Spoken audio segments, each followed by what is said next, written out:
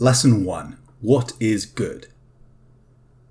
Most people want to be good, and by and large most people think they are good. Most of the time at least. What exactly do we mean by good, and how do we know?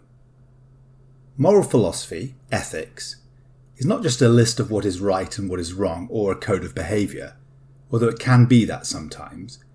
It's the study of what we mean by the word good, how we discover what good is, and how we can then apply that discovery to the real world. Philosophy always begins with questions, so here are a few to think about. How should I live my life? To whom do I have a responsibility beyond myself? Should ethics be applied to the non-human world, to animals or the environment? How do we know how to behave ethically? Are there special rules we can apply or people with moral authority we should follow? Can we sometimes kill or steal or lie?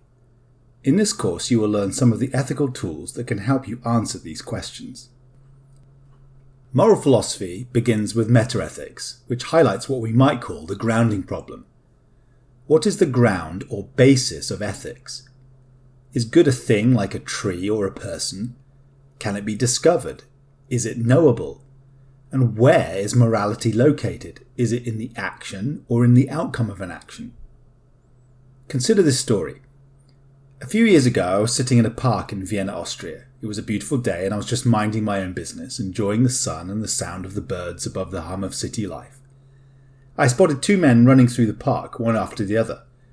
It was soon obvious that they were not out for a jog. Rather, one of the men was chasing the other one, and by the expressions on their faces, this was not a game. I had a few seconds to size up the situation. It looked to me that the man at the back doing the chasing was the aggressor, and so, as the first man passed me, I stood up and got in the way of the second man. The first man was able to get away, and I felt a glow of pride in my bravery and goodness. Except I was wrong.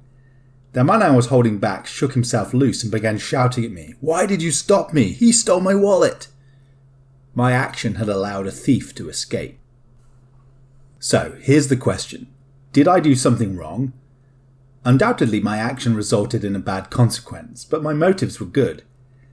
So where is the goodness or the badness located? Is it in the action itself, or is it in the consequence of the action? If you are what we call an ethical deontologist, a good act depends only on the act itself. However, if you are a consequentialist, what matters is the outcome. A deontologist would say the act of stealing is always wrong. A consequentialist would say that stealing could be right if it were, for example, stealing bread to save a starving child. If you're familiar with Les Miserables, Inspector Javert is a deontologist, while Jean Valjean is a consequentialist. There are other divisions in metaethics. One is between moral realism and moral antirealism. Moral realists claim that ethical propositions are moral facts. In a sense, they are real. So if I say genocide is wrong, it is a fact, like saying Paris is the capital of France. The trouble is, while the fact of Paris being the capital of France is testable, you can look it up in a book or indeed go to Paris to see if it is indeed the centre of France's federal government. It is difficult to do the same for moral realist claims. How do we test them or look them up? Do we look to our conscience or to a holy book? Most of us want moral realism to be true. After all, something awful like genocide feels wrong, needs to be wrong, is wrong. But it can be difficult philosophically to prove why.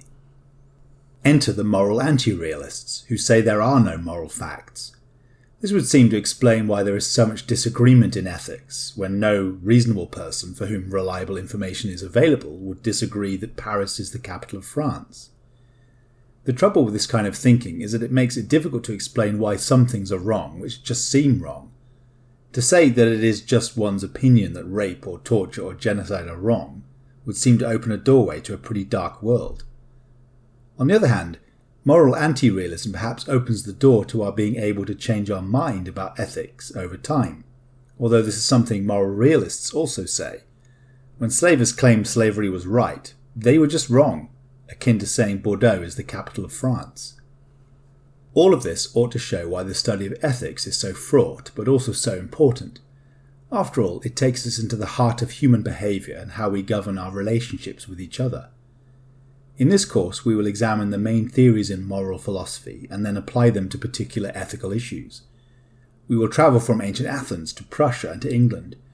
We will hear from philosophers such as Aristotle, St. Thomas Aquinas, and Immanuel Kant.